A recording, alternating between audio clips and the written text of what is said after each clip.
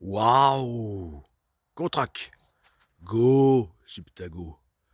Godessark. Subgorak. Contrac. Contrac. Contrac. Contrac. Hier, vous avez vu Godessark 1, le tout premier navire de la Godessark Compagnie, actuellement en construction, que l'on voit au fond, qui est un petit voilier océanique long de 10 mètres.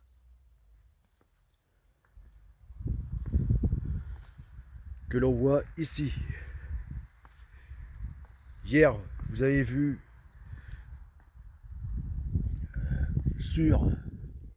à la place de cette maquette, sur cette planche, donc la maquette de Godessark 1, Godessark On, que l'on voit là en réel, long de 10 mètres,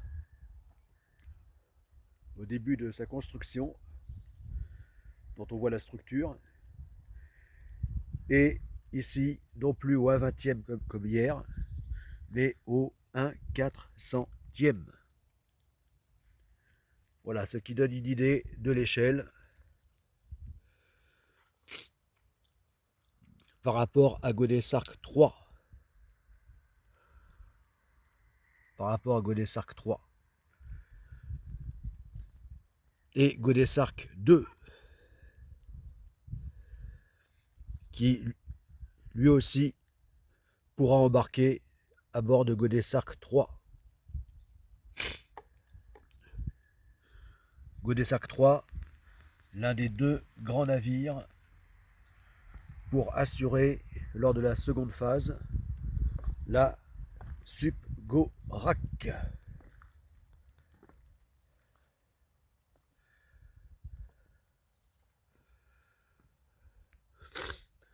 Alors, comme je disais hier concernant Godessark 1, eh bien, la réalité sera inverse de ce que tu vois, de ce que vous voyez ici. C'est-à-dire que ce n'est pas les planches de paddleboard,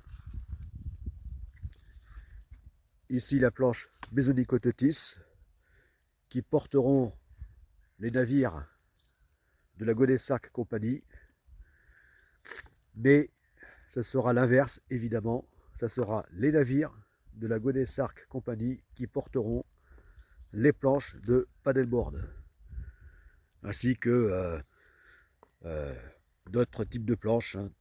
Donc stand-up paddle et aussi les équipements pour la nage, puisqu'il s'agira donc de la plus grande épreuve sportive au monde et la plus longue, enfin en termes de temps comme de distance, donc faite à base de stand-up paddle, paddleboard et nage.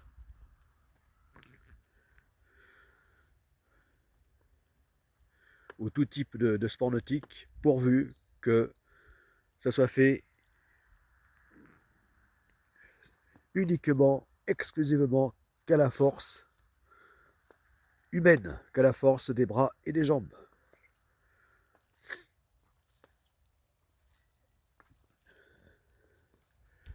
Voilà. Et là, on le voit dans les glaces. Là maintenant,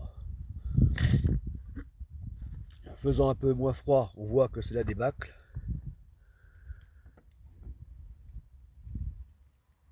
Là, c'est plutôt la banquise fondante.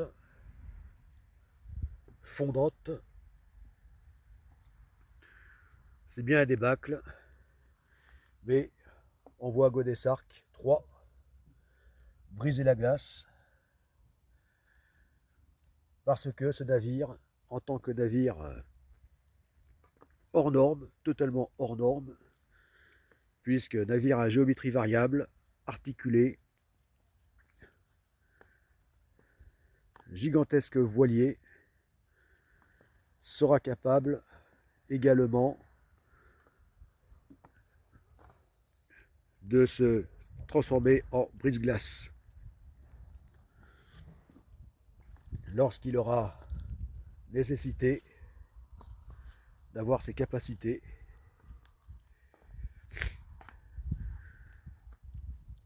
ce qui lui arrivera étant donné que lors du parcours autour du monde, sans escale,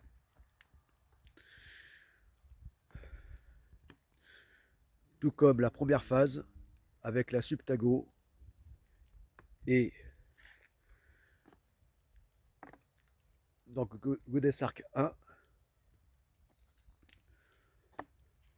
le micro-navire long de 10 mètres que l'on voit ici, que l'on voit là,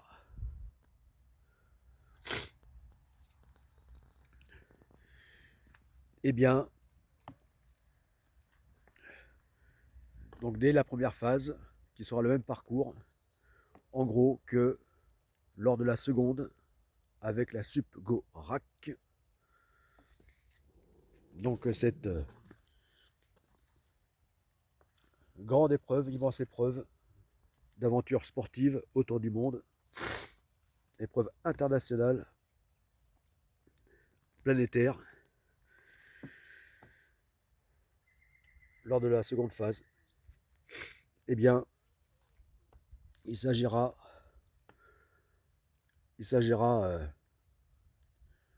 sûrement donc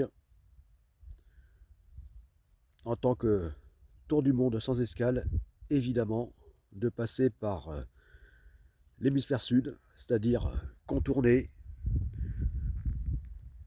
se satelliser, donc circumnavigation autour du continent antarctique, et donc passage obligé hein, par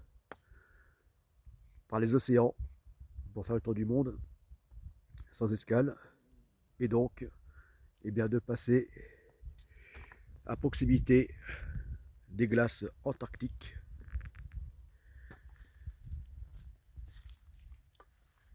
qui plus est avec le changement climatique sont en débâcle, comme ici, dans cette mini piscine. Et donc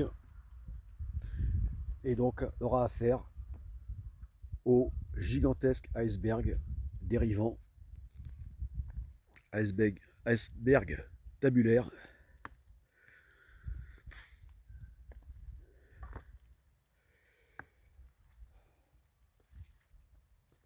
et donc connaîtra la proximité des glaces déjà lors de la Subgorac, et ainsi aura tout intérêt à avoir des capacités de brise-glace.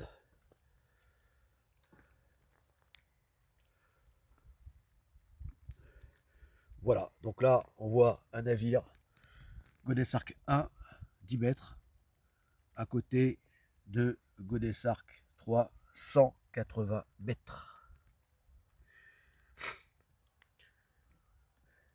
Et là, Godesarc 2, long de 24 mètres.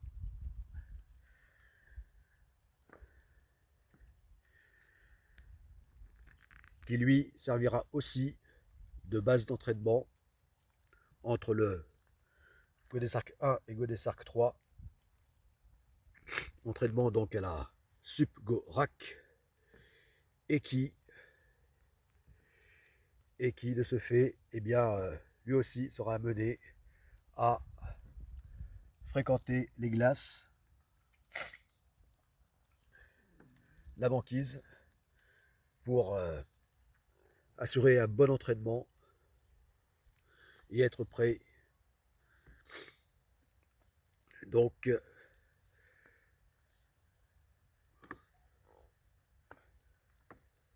au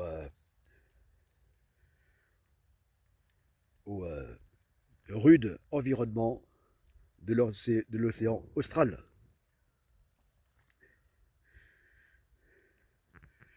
et également de l'océan Arctique, pôle Nord, mais ceci reste à déterminer. Il se pourrait que l'itinéraire de la Subgorak passe également par le pôle Nord, par l'océan austral.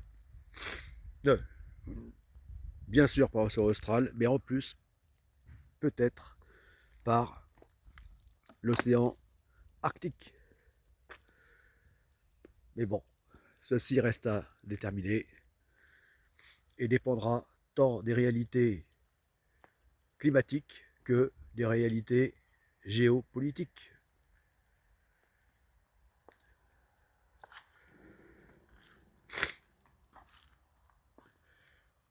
Voilà, alors donc, la réalité, comme je disais, eh bien, c'est l'inverse de celle-ci. C'est donc pas la planche de paddleboard qui portera Godesark 3, comme on voit ici, mais Godesark 3 qui portera la planche de paddleboard. Et pas qu'une, pas que quelques-unes seulement, comme je disais hier à bord de Godesark 1, mais plusieurs dizaines, voire bien plus que la centaine, voire plusieurs centaines de planches à bord pour assurer donc la Subgorak. Et oui, en tant que navire mer, que navire base, navire de soutien logistique à la Subgorak, eh bien, il y aura à bord beaucoup de monde. Puisque ce navire multifonction, ultra polyvalent, aura une fonction, parmi ses fonctions principales, eh bien, celle de navire de croisière, de paquebot.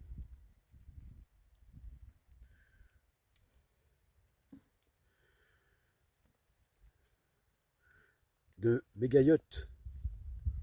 Et donc, en plus d'autres fonctions principales, hein, comme navire océanographique, navire de charge,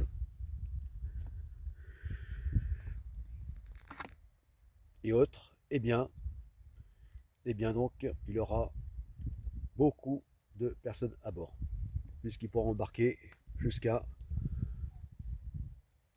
un demi-millier de personnes, passagers, équipage compris, et notamment jusqu'à plusieurs dizaines donc de conquérants pèlerins,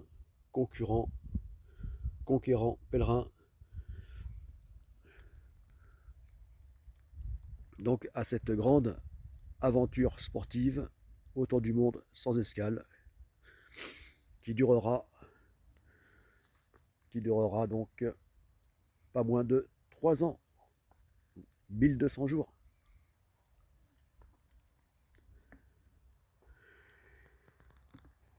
Et donc, de ce fait, ce navire embarquera énormément d'équipements et d'annexes et engins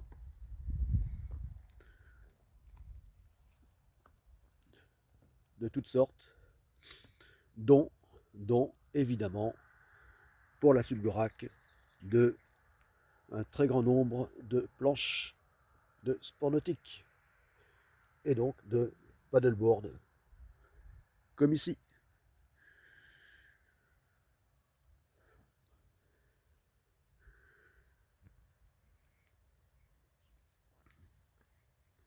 Pour assurer donc les 40 800 km minimum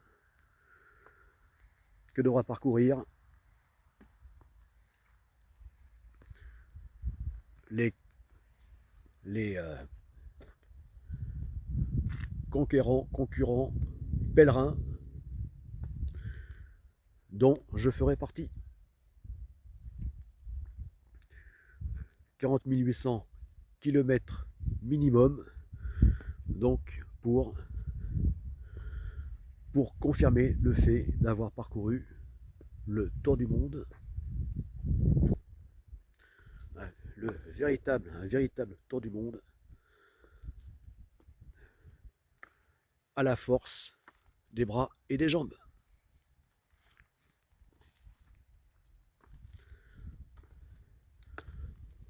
En paddleboard, stand-up paddle et nage.